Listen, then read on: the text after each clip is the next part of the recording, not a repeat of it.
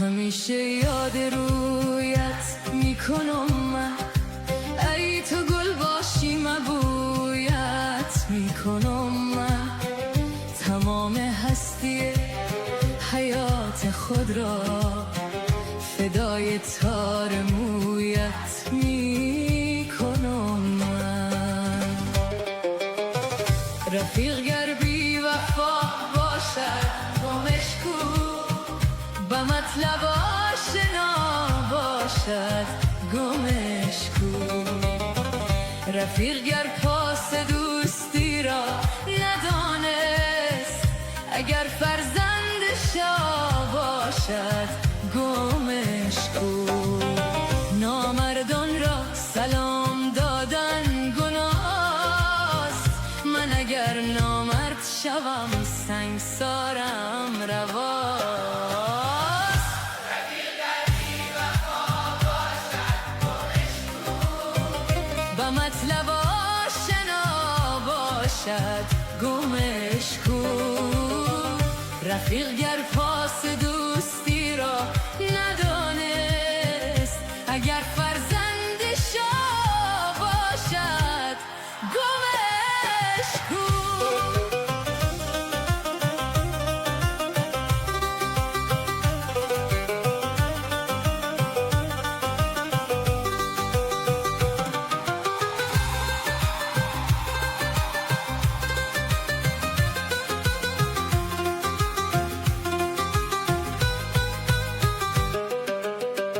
سکوتم را به باران هدیه کردم، تمام زندگی را گریه کردم.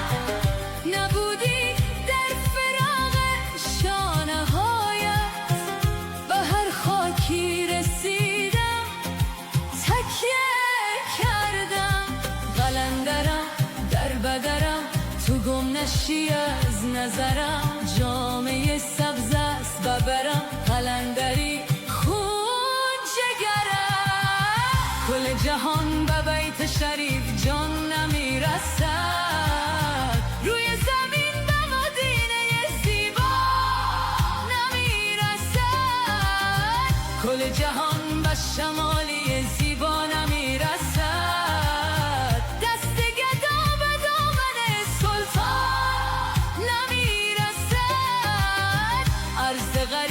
و پیش قمندان نمیرسد. صد باغ گل به یک لب خندان نمیرسد. رفیق گر بی وفا باشد گمش کو، به مطلب آشنا باشد گمش کو. رفیق گر پاس دوستی را ندانست، اگر فرزند شاه باشد